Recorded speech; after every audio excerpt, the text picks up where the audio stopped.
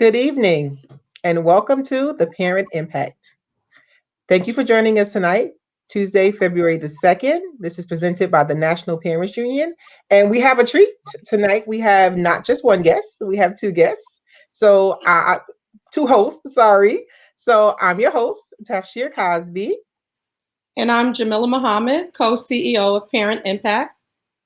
Hey, And Jamila. today we're going to talk to you guys about hot topics. Yes, things that have been bubbling in Newark, in New Jersey, around the country. Just an opportunity to talk and get some interaction from the audience, right? See what you guys think out there. Talk about stuff that's been going on. So for New Jersey, the first hottest, or should I say coldest topic, the snow bomb that has just hit us in New Jersey, New York, Connecticut, the tri-state area. It really was a bomb, literally a snow bomb, descended upon us in the state of New Jersey. There's been records, it's been recorded that there's been at least 32 inches of snow that have fallen across the state of New Jersey. I know in Newark, I know the snow was at least up to my knee. I don't know how many inches that is, but I know it was a lot. Thank God for my husband for getting out there shoveling, because this the way this back set up, I don't think I would have made it. But then I can also grab my son, so I can grab him to go out there and shovel. So what do you think about this snow bomb? Yeah, I feel like I haven't seen snow like this since I think it was 95 or 96 when we had that blizzard that collapsed roofs and covered cars. Yes, It's a mess. So I'm definitely happy to be inside. absolutely, absolutely, I'm very happy. dreading having to shovel myself out. A lot, and it's still snowing. It restarted snowing again today. So it's like, be careful out there, everybody. If you're on the road, if you don't have to be on the road, please don't. Be careful out there. Lots of accidents, lots of people stuck in the snow. If you have a low riding car, like, be careful. The snow is a lot thicker than people actually see. I know in South Jersey, where Quinella was, right, Atlantic City this weekend, her flight literally left an hour before the snow came. God bless you, because it was a lot of snow, and you definitely would have been stranded at the Atlantic City airport for sure, or whatever airport you were flying out of. So thank God that you got out of New Jersey before all this snow came. And Um, thinking about flights, if any of you guys had cancellations, make sure you check your cancellation policies because you probably, can get any of those cancellation fees waived, uh, or reschedule your trip without having to incur a fee. Absolutely. And Quinella, we hope that you won some money in Atlantic City. We hope that you won big, and that you And that you return share. back to visit us, and that you share with us, or at least share with your family. so, so that's the hottest topic that we have happening in the tri-state area today. So second, let's talk a little bit about our histories, Black History Month. Woo! Our proudest topic. Our proudest topic. One of our, Celebrating Black culture. yes. This is a month of pride for me every year. And for some reason, every year I seem to hear people say, well, why do we have the shortest month of the year? Why did they give us the shortest month of the year? And it's funny because my daughter actually asked me that this year. And my response to her was, they didn't give us anything. We just a brief history. Black History Month started out in 1926 as Negro History Week, and it was commissioned by Carter G. Woodson. And That's the right. reason that Black History Month occurs in February is because it coincided with the birthdays of Abraham Lincoln on the 12th and Frederick Douglass on the 14th. So we, as Black people, we commissioned to make this entire month a national holiday just because of the historical significance of this month of February to us. So it doesn't matter how many days, we celebrate big every day. That's right. That's right. And we are Black every day, right? 365 That's Black. right. We're Black every day. 365. So this month we extra Black. We Exactly. celebrate being extra Black. This week is actually also Black Lives Matter week. Black Lives Matter celebrated this week. They were nominated actually for a Nobel Peace Prize for the peaceful protests that were happening, not just in United States but across the world. Right, really shining a spotlight and focusing on racial justice and equality across the world. So, congratulations to the Black Lives Matter movement for that, for being nominated for that Nobel Peace Prize. Also, during this week, it is the week of action for Black Lives Matter at schools. So if you want to take a look at that, if you're in a school or you're working for a school or even a parent within a school, students, Black Lives Matter at school.com. They have all types of events that you can participate in and things that you can do in your school. And this year, it's a week of action, a year of purpose, and a lifetime of practice, which is something that we could all absolutely learn from and use all year long, right? I mean, it's a week of action at schools, but let's make sure that we're incorporating DEI work and really infusing, diversity, inclusion, equity into all of our spaces, wherever we are, in schools, at home, and at work. Living our purpose and taking social justice actions every day.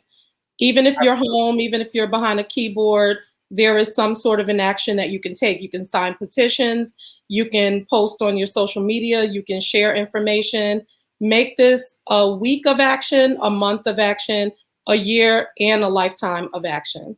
Absolutely. And just speaking to that, I just had a couple of suggested readings for the month. Something that I've done since I was younger during Black History Month, I like to find something that's a book that's culturally significant and read it throughout the month. And I suggest it to people and, have book club meetings or just discussions about it. And so I have two that I'm going to be reading this year. And so the first is Cicely Tyson's Just As I Am. And so want to send our condolences to the family and loved ones of the late, great Cicely Tyson. She really was a treasured icon of mine since I was a child. Looking at her beautiful dark skin up on the screen since I was a child was always just so inspirational to me. And I've started reading her book and it does not disappoint. It's in her voice along with, I think, a foreword. It's by two other people are speaking in it. And so it's just great to hear her voice one last time. And the other suggested reading that I have is by the author of How to Be an Anti-Racist, Dr. Ibram X. Kenzie, and it's called 400 Souls, A Community History of African America, 1619 to 2019. And I think you can tell from the title that's going to be some powerful reading. So I can't wait to read that. Absolutely. Me either. Those sound really, really good. I need a new books this month too. I got a bunch of books behind me. I've read most of them. So I'm looking forward to picking up those books. And our condolences again to the family of Cicely Tyson. Absolutely. She was an icon, a queen. She will be missed, but she absolutely, left her mark on this world. And she will never be forgotten, ever by anybody in this world, for sure. Definitely. So we have we're 1 month, right? I think we're 1 month, almost 1 month into our new administration. We have lots of things that have been happening, busy, right? New administration's busy. Lots of executive orders have been passed. Still conversations about impeachment still happening. Coming And up then next week. most importantly for most people, stimulus checks. I mean, that's important to the average person, What's right? that money? I mean, And it's people hard are out here. struggling. People still struggling. Still, restaurants are still closed. There are some businesses that aren't opening back up during this pandemic. So, people are still in need of support, still in need of help. And we still have our lawmakers still trying to figure out what that amount is going to be, right? We have the Democrats saying send 1,400. We have some of the Republicans saying send $1,000. I just urge that some kind of relief is sent to families that are really struggling and in need of this additional resource. Well, I'm incredibly frustrated with the nickel and diming going on from the Republicans because The proposed bill is 1.9 trillion for COVID relief, and some of the foremost economic experts are agreeing with that. They're saying to prevent a Great Depression, you have to go big. You have to, bail the country out, and especially the middle class. So it's bizarre to me that the Republican leaders are saying they're nickel and diming everything, especially things that would benefit the middle income families and middle class households. So they're saying reduce it to $1,000 and $1,000 only for lower income families. But many of those middle class households and middle income families are also the ones who are the small business owners whose businesses are suffering. So it doesn't make sense to me to nickel and dime. I think that since they want to nickel and dime, how about we tap into their salaries? Oh. How about we get some of this COVID relief funds by cutting some of those salaries? I mean, that's one way. That's one way to get some extra surplus, right? To get some extra surplus out there and into the budget. And we're focused on, with our lawmakers, making sure that they do the right thing for all families, right? And making sure that they find a way to work across the aisle to get that done, right? We're not saying, we're blaming one group or another group, or we just want to make sure that they're working together. They're thinking about the best ways to make sure that the American public has what they need and that they're making the best decisions for all of us. As a nation, we've been through a lot, in the last 4 years, and now we are turning a page, we're turning a corner, and we need to make sure that we are all making sure that we're working together for the benefit of our families. And to that point, it was great to see that 10 Republican leaders met with President Biden. Sounds really good to be able to say that. Met with President Biden and some Democratic leaders today to see where they can find some common ground and, pass this COVID relief bill. So, I do think that I'm hopeful that with this administration and how they've been reaching across the aisle, I'm really hopeful that, over the next 4 years, they'll be able to work in a bipartisan way. But if it can't get done in a bipartisan way, it still needs to get done. So I know President Biden has gotten a lot of criticism already from all of the executive orders that he's been signing. But, considering the damage that was done and the emergency of having to clean up those things, I think it's completely appropriate. The executive orders that he's been signing and the issues that he's directly hitting by, signing those. And I don't think that he's doing it intentionally in a partisan way. I think that he's using the executive order in the way that it's meant to be used. When you come into office and there's a crisis and there are emergencies that need to be immediately addressed, he's using those executive orders to address those. Absolutely. Absolutely. And Tommy says the catch is, as he perceives it, hey, Tommy, is that if we go COVID only, the Democratic Senate can pass some legislation through budget reconciliation. This would get some relief, but given reconciliation rules would leave out some major necessities like $15 minimum wage, right? So are we willing to, get the COVID only or get this one time, but then leave out some of the future ways that we can stimulate our economy and make sure that families are getting a livable wage, right? Even $15, which is still not a livable wage in some of our states, right? Even in a state like New Jersey, $15 is great, but that's not necessarily a livable wage for the costs that we pay here in New Jersey and New York and, some places in California. But are we willing to just do that and leave out some of the necessities like minimum wage? And in true Tommy organizer fashion, the other move would be a filibuster, and he is all here for it. We know, Tommy. We know. People power. We know. We know that you are here for to be the end of the filibuster. We know that you are here for that. Thank you for chiming in on that, Tommy. Well, New Jersey definitely needs to address this minimum wage issue because I think we're still at $7.50, one of the lowest state minimum wages in the country. Yeah, I think we went up last year. I think we went up to $10. So I think it's been slowly, right? It's been slowly kind of like creeping up, creeping up.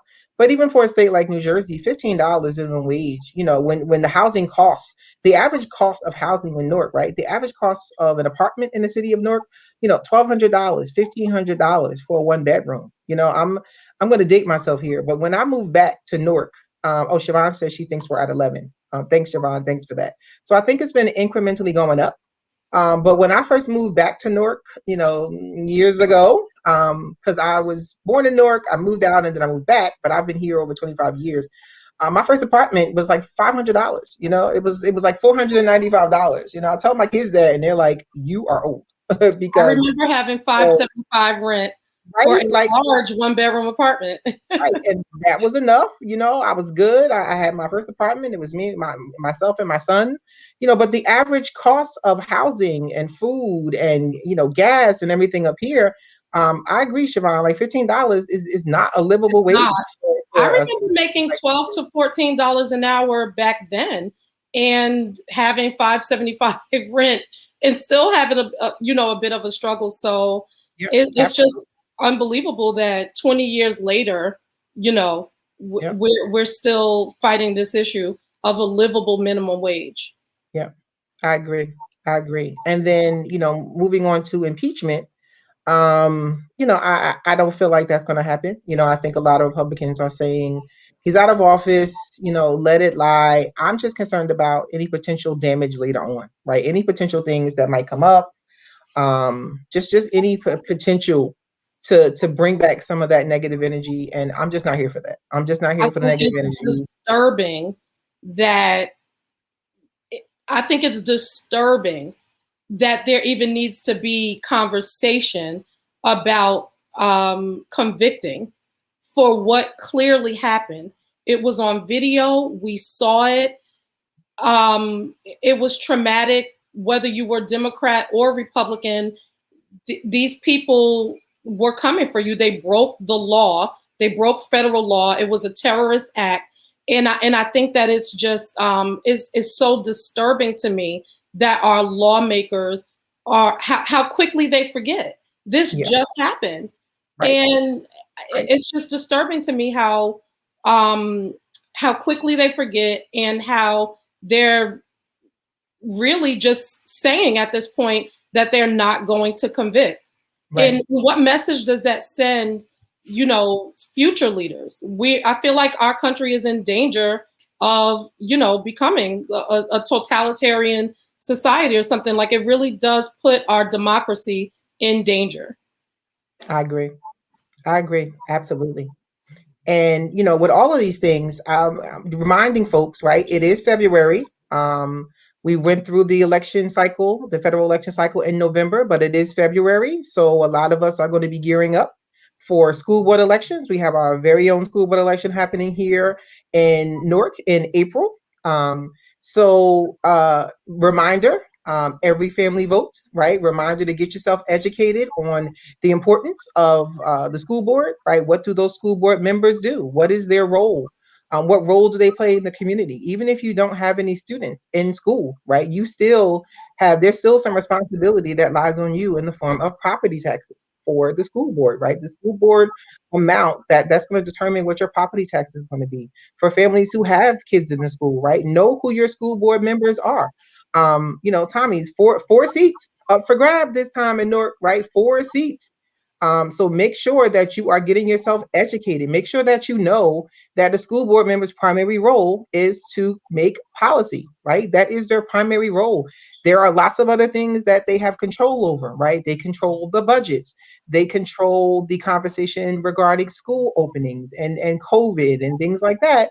But primarily, the school board member's role is to create policy. So while we are out in our communities, we're going to start having some conversations and forums and debates and all those things. Please educate yourself. Educate yourself on what these lawmakers do, specifically the school board. And for our families across the country, you have a voice as a parent. If you don't feel like the school board is working for you and your family, run. Run for office. I Run. always tell people that, right? If you feel like the people who are in office aren't there for your benefit and doing what they need to do, then if you feel like you can get it done, run for office, right? Put your name in the hat. Go out there, use your voice, show up at school board meetings, educate yourself on what's happening. Every family votes campaign, right? The National Parents Union, that didn't go away, right? Like we said, you were going to be hearing about that campaign again, and you will start to see that campaign gear up again, right? We're going to be talking more local. We're going to be talking to families about how they continue to keep themselves educated, how they educate themselves about their federal officials that just got elected, right? Let's talk about those federal officials that just got elected. Know who those people are. Know how you can contact them. Know who your state people are. New Jersey, the entire state is up for re-election, right? All of our legislative lawmakers, they are all up for re-election. So while the world's not open and we won't get our chicken dinners, there's still opportunities to talk to your lawmakers, right? Schedule meetings with them, jump on Zooms with them, right? Jump on Zoom calls where they are having community conversations. Find out what they're talking about. Know about what they promised the last time they got in office, right? Hold them accountable for the things that they promised. And what did they do? If they're running for reelection, what have they done? Have they represented you? Have they done what they said that they were going to do? And if they're new, what work have they done in the community? What's their background? Why do they want to run? Ask these questions. Lawmakers are really, they are everyday people. Any one of us can run for any political seat. In everyday person, and especially when you think about something as local as a school board, it's literally made up of your neighbors. So right.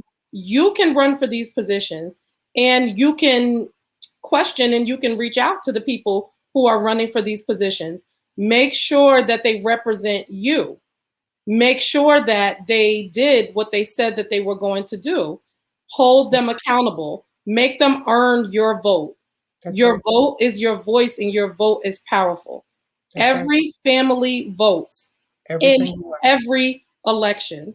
Yes, every single time. That's right. That's right. And this is always a hot topic for me. Anybody who knows me knows how much I love this space. Talking about like Jamila said, everyday people, right? My son is an AOC fan, right? He's young, so of course he thinks she's the best politician. He's like, she speaks her mind.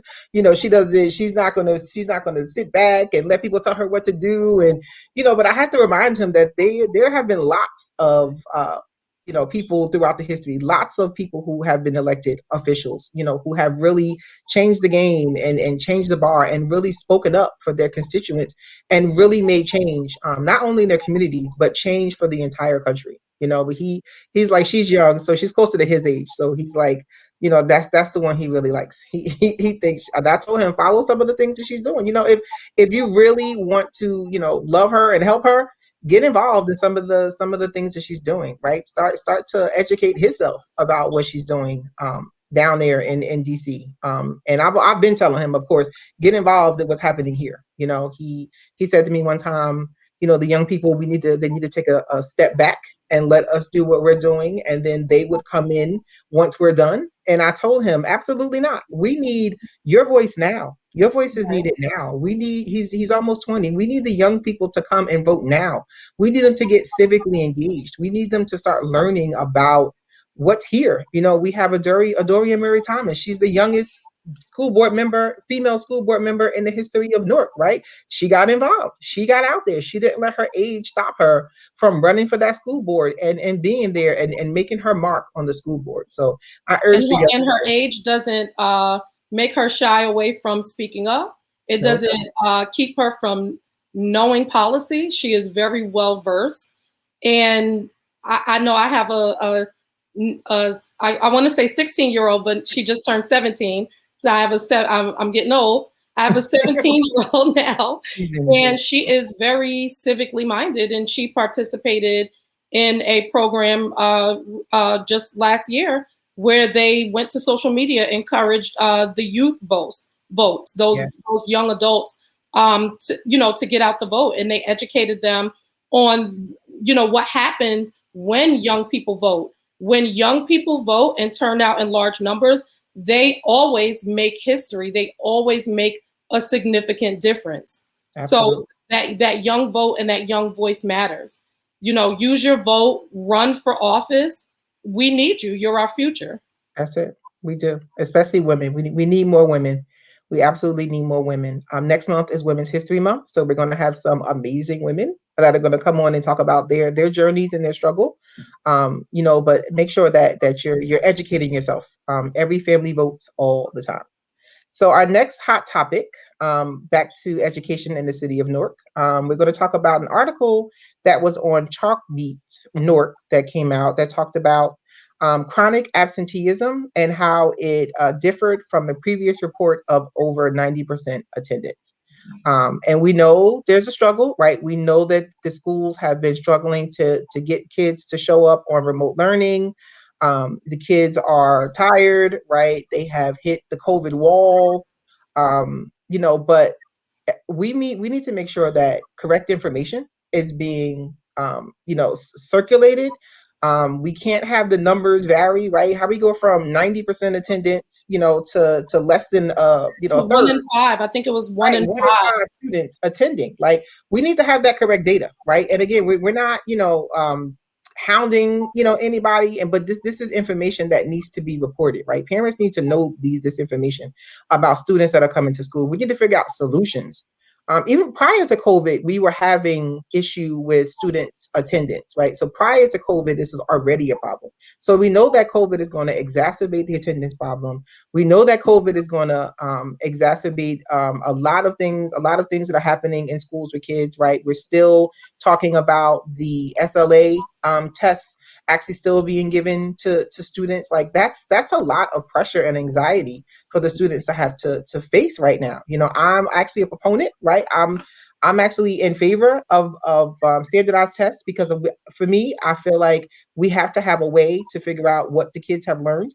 But if we have a way to do this portfolio wise, right? If we can let the school districts kind of do this portfolio wise as a workaround right now in these times that we're facing, then we need to work with the school districts. We need to work on ways to figure out what the students are actually learning, and also a way to measure this learning loss, because we know it's going to be real, right? People say, oh, don't say the words learning loss. Learning loss is real. It's a real thing. Kids are not, are retaining the information that they're learning, and it's a real thing. So what do you That's think? what it is. So why should we not call a thing what it is? I'm a big believer in that. I say it all day long. Just say the thing. Right, Say right. it like it is. We don't need to mix words. We don't need to make up words. No. We don't need to stylize it. It is learning loss. So and I know a lot of people have data fatigue, right? Yeah. That was going on even before COVID, where we were sick of numbers and people were having a hard time understanding why the numbers matter and what's being done with the numbers. And tired of reading these skewed reports. But the data does matter. The data is the measurement. Absolutely. If we don't have the measurement, then we don't have a clear picture of what needs to be addressed. So how can we come up with an appropriate plan to address the needs if we don't know what the needs are? So I don't know what happened with this attendance reporting, and it's not my thing to really beat anybody over the head about anything. But for the love of our kids, report this data accurately so that Yeah. we can figure out what's going on, so that we can address it appropriately and do what's in the best interest of our students. Absolutely. Something Absolutely. is way wrong with going from 90% to 1 in 5, missing. And I think that number is probably even higher than that, especially with some of the online learning systems set up where the student will check in, one time during the day, but their attendance may not be taken, Right. for each class that they're attending. So Exactly.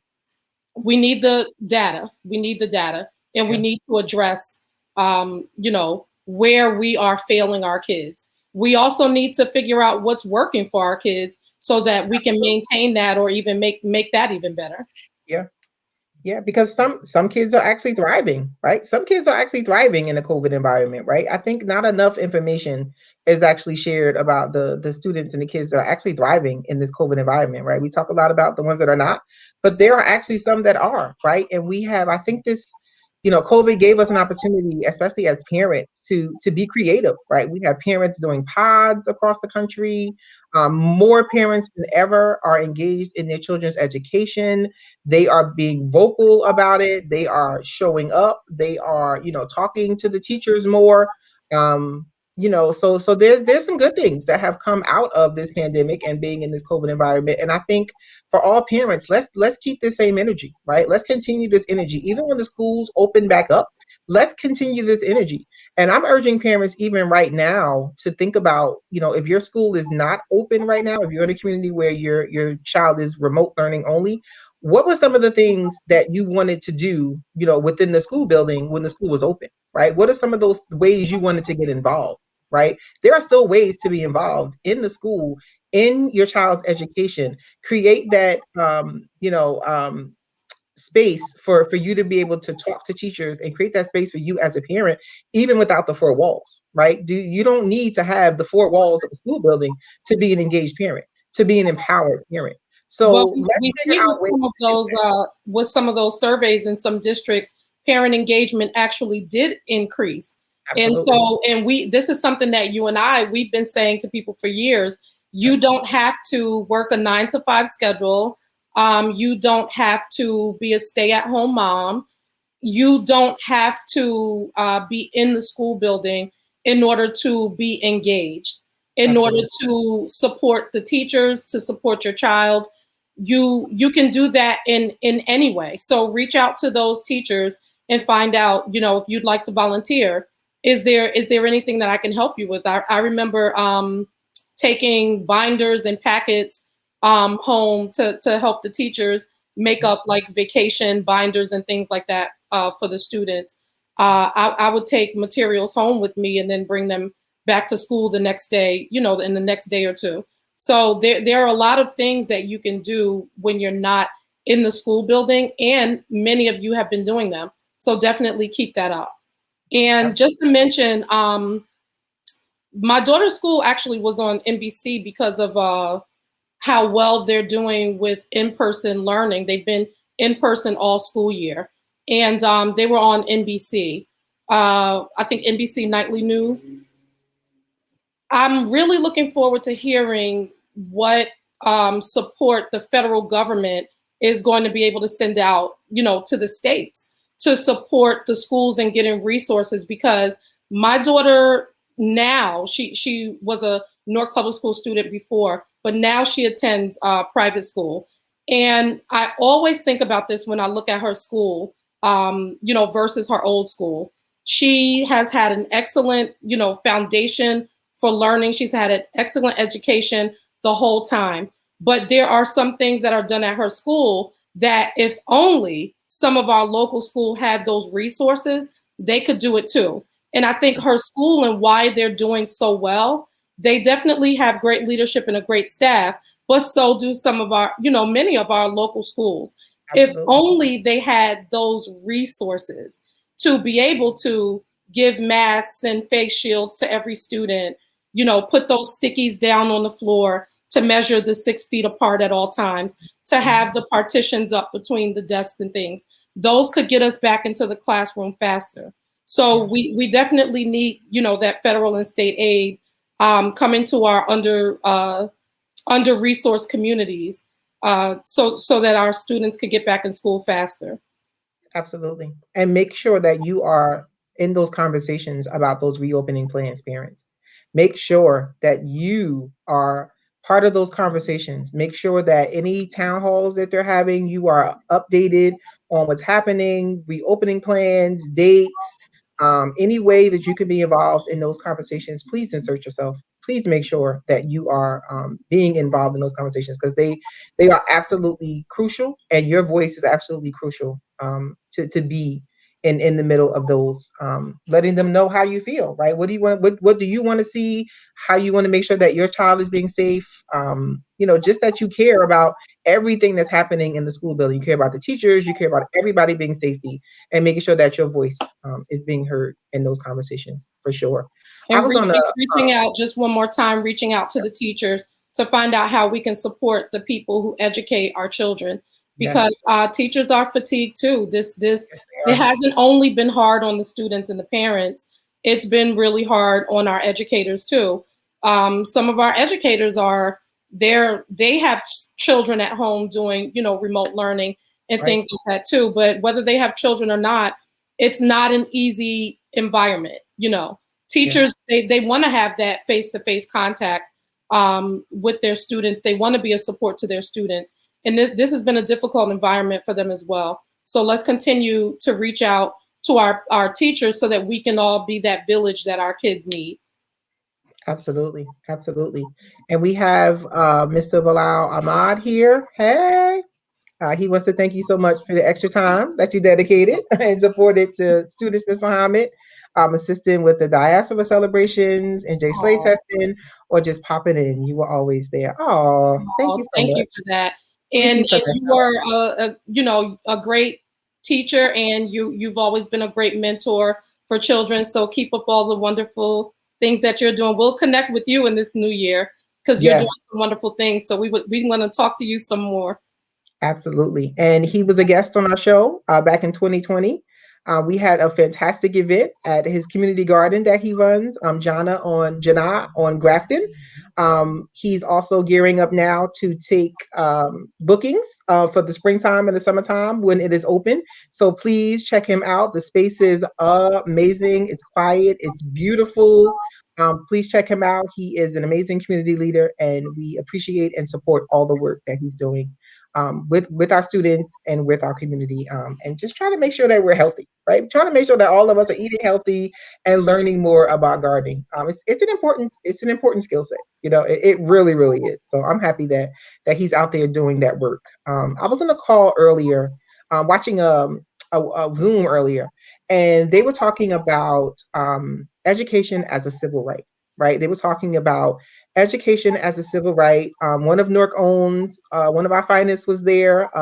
Shavar Jeffries, he was there talking about education as a civil right for parents. And it was a really great conversation because they really spoke to, whether education should be a civil right, right? A lot of states already have on their books that students are, the states are required to provide adequate education, right? And we talked a lot about they talked a lot about the difference between having an adequate education and a quality education, right? And I just wanted to pose that question, to anybody who's watching, like, what does a quality education mean to you? Right? Because a lot of them were saying we had to define that first, right? Before we even talk about creating it as a law, a state law, or a federal law, or anything like that, we need to really define what a quality education looks like. I think we all can agree that the word adequate is not adequate, right? When you're thinking about, education for students and making sure that this is something that states are required to do. But I just wanted to know from the audience what do they think actually is a quality education. Like, what does that look like? What does that entail?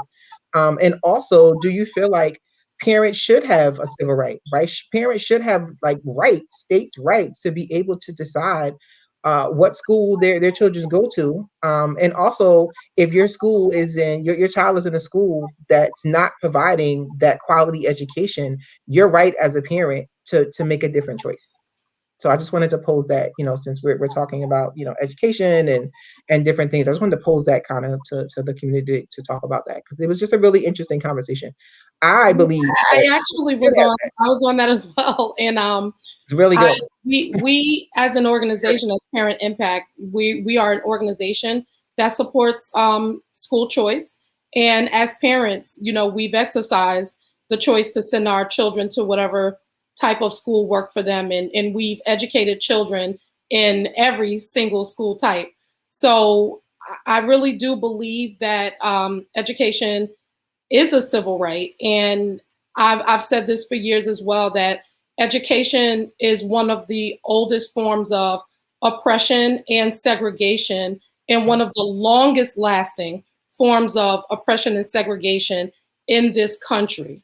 And we have to address the gaps, the failures in education, that especially overwhelmingly impact Black children. Like let's say that, as well as students with disabilities. Let's Absolutely. tell the truth and let's call it what it is. That's right. We have to, as parents, be more involved in legislation. We Yeah. have to learn policy. We have to advocate for policy. We have to do more legislatively to ensure that our children have the rights that they should have. And Absolutely. that includes a right to a quality education, and an education that serves their needs. Yes. Yep. I agree. So let us know how you feel about that, right? Put some comments in the chat. Let us know how you feel about that. And I think our last hot topic of the night is going to be, something that happened that had the city of Newark kind of a buzz last week at the Newark Public School Board meeting last Thursday. There was an open mic moment that happened from the school board president, and there was a lot of conversation surrounding that. There was a lot of conversation surrounding, disrespect of the community. Was it disrespectful to the community?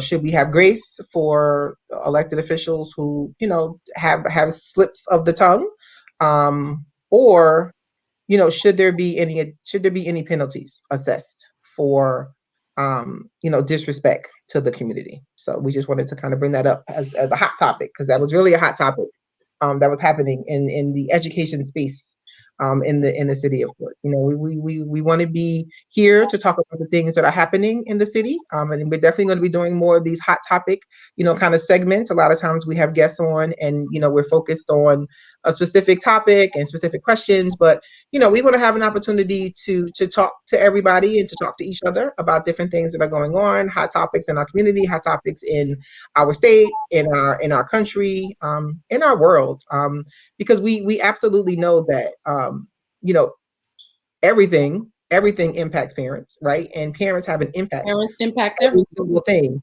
that happens in a community, every single thing that happens in a child's life, and every single thing that just happens, right? Parents impact that, right? We make an impact on that. So while I focus on education policy, and education spaces, we want to make sure that we are highlighting parents and families that are advocating for a plethora of things, right? Like there's so many things to be advocating for, and we want to make sure that whatever it is that you're advocating for, that we're able to help you speak out, able to find your authentic voice, speak out in your authentic voice, and advocate for whatever it is that you need to advocate for, and really make sure that you are, using and creating your own parent impact. Because we always talk about, like, what impact are we having as parents, like, right? Like, what is my parent impact, right? um I feel like my parent impact for myself and my children, I've evolved over time, I guess, depending on the child, right? I mean, I think I was a lot more strict on my older kids than I am my youngest one. They will all tell you that, right? I can honestly say that I was a lot more strict on them. Um, but I think my parent impact, not only just on my family, but is to be able to help other parents to use their voices, use their authentic voices, tell their authentic stories, and really make ways where their children have what they need in education, and find ways that we can create greater equity in the spaces that we touch. So I think that's my parent impact. What's your parent impact, Jamila? What do you think is your parent impact? Well, my parent impact is amplifying voices. I have a big mouth and I talk a lot, and in any space that I enter, I'm bold. I'm not afraid to say what's on my mind. But I've always worked within my advocacy to make sure that I wasn't speaking for other people, but creating a space or a platform for other people, and to be able to confidently say what it is that they need to say. So I think my parent impact is amplifying voices, whether it's parent voices, student voices, community, business owner, teacher voices. I think that's my parent impact, is that I'm always working to amplify voices. And with that said, when we do any topic on this show, including these hot topics, we definitely want to hear from you. So Absolutely. comment in those, give us your comments. Sometimes we can see it and we can interact directly with you on the live show, or we can circle back to you later. But we want to know what you have to say, what you're advocating for, what your impact is, and just how you feel about something. We want to hear from you. Absolutely. So let us know. Actually, I think our last topic tonight was actually, we wanted to remind people about your health and going to the hospital. If you are having a problem other than COVID related symptoms, right? We know there's a lot of PSAs that are happening, and this actually prompted both of us to put this on our hot topic list. I'm going to share this out here. I had to go to the hospital last month. I was feeling some pain, and I kept putting it off and kept putting it off, because I was like, it's COVID there, right? The one place I know where COVID is at the hospital. So I'm like, I don't want to go there, right? I don't want to be exposed to it. I don't want to be there. But I had to go. Turned out I was fine. An ounce of prevention, and I did go there. But like, we just want to remind people that, if you are having health problems, right? We don't want to unnecessarily expose anybody to COVID, but just a reminder, if you need to go to the hospital, for as far as I know, they are having separate areas where you go. If you're not having COVID symptoms, you go to a separate area in the hospital. You are seen by a doctor, a physician's assistant. But just a reminder for folks that if you are having any situations that you need to go to a hospital or an urgent care, please make sure that you do that. Please don't wait. Please don't, not go to the hospital for fear that you're going to get COVID. Just as a reminder, please make sure that you are taking care of your health and any problems that you have. We want you to maintain your health and address your health emergencies, even though it's in a COVID environment. Yes. You can still schedule your annual physicals with your doctors. Doctors are seeing patients. You can have sick visits. Doctors are making virtual appointments available. Do not stop taking care of your health because for fear of COVID. Yeah. I just want to briefly share something that happened to me. I feel like it's been maybe 3 weeks now. It seems like it was just yesterday, but 3 weeks ago on a Sunday night, I just had a sharp pain in my upper abdomen, and I was dripping with sweat suddenly. I was nauseous. I had a headache. My heart was racing all at the same time. I had no idea what was going on with me. I didn't really even get to eat my dinner or anything yet. So I knew that it wasn't food related. And so I kind of walked around for a little bit and wrestled with it for a bit because I was like, I do not want to go to the hospital. I don't want to be in contact and I don't want to be exposed to COVID after having done such a great job of quarantining throughout the year. Yeah. But I really dug in and listened to myself and had Tafshier in my head, because she always says if it doesn't feel right, it's not right, and pain is not normal. So right. I advocate. Had my daughter call my sister and my best friend, and my best friend was she's like a NASCAR driver, so she was here really quickly, and I was still wrestling, like maybe I should just go to urgent care. And she's like, you're going to be able to get every single scan, everything you need to find out what's going on with you at the ER. So that's where I'm taking you. She took me to the ER, and long story short, I had to have an emergency gallbladder removal surgery. Yep. And I'm not the most private person, but I don't normally, especially publicly, talk about health issues and health concerns. And that's something that I want to change this year, because our health is paramount, right? Yes. And so if it were left up to me, I might have gone to, an urgent care, or I might have waited for the next day to talk to my doctor. And if I had done that, I wouldn't be here because my gallbladder was so inflamed that it would have been fatal if they had not removed it.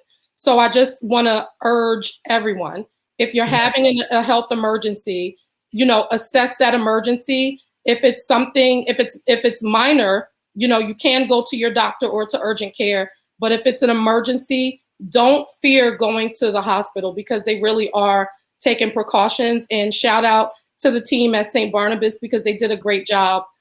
St. Barnabas and Livingston, they did a great job taking care of me. They saved my life, and I'm really thankful to be here today.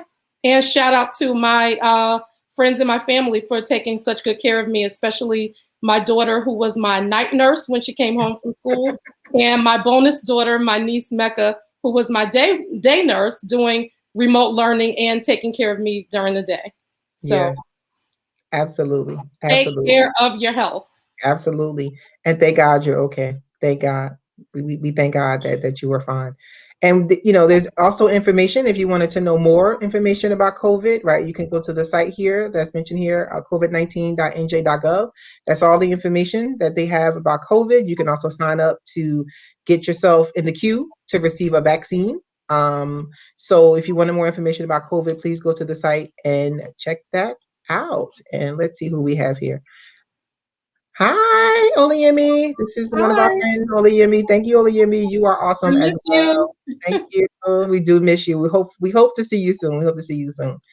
Hey cousin. This is my cousin Jeff. Hey cousin. Good to Hey, see cousin you. Jeff. Thanks for watching today.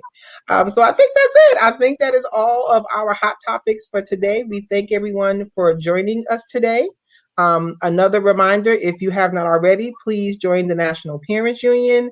We are a coalition of parents across the nation who are fighting for our children, who are authentic parent voices across the nation. We're fighting for equity in all spaces and making sure that we are raising the voices of parents across the nation, and changing the narrative about spaces that parents should be in and how our voices are being used. And we're telling our own stories, right? Like I always say, these are our stories. These are lived stories, right? We're not here to tell someone else's story. We're here to tell our own story. So if you have not already, please join us in telling your story. You'll get more information. We have trainings, we have opportunities for you to be on shows like the Parent Impact, right? Come on, tell us your story, right? Let us know. Let us know what's going on. If you have a story that you want to share, join us. Email us, Cosby at parentimpact.org, J. Muhammad at parentimpact.org. Let us know what's going on in your community and also let us know if we can help you. We're looking for families to advocate with us, right? We have brunch and chat crew, right? And we do brunch and chat bi-weekly where we connect with each other, we network with each other, and we also advocate with each other, right? We're here to advocate on behalf of families, but we're also here to help you advocate. We're here to show you how to advocate. We're here to help you raise your voice in advocating the way that you need to make sure that you are making the greatest parent impact that you can. Anything else, Jamila? Did I forget anything? I think you covered everything. Just let us know what you guys want to talk about. Let us know what interests you. We have some great things coming up this year. This medical emergency stole my January, so I'm trying to, get myself together. But we have our student, parent, and teacher networks that will be launching this year, as well as some new show content that will get you all involved. So let us know what you want to hear. Let us know what matters to you. And let us know how you want to use your voice. We want to hear a lot more from you guys this year. Absolutely. Absolutely. Ears are open. So thank you everybody for joining us tonight for this episode of the Parent Impact. Join us next week, Tuesday, 6 p.m. right here on the National Parents Union or the Facebook site for Parent Impact. Have a great evening. And remember, every family votes and every election, every time. Good night, everybody. Good Bye. night.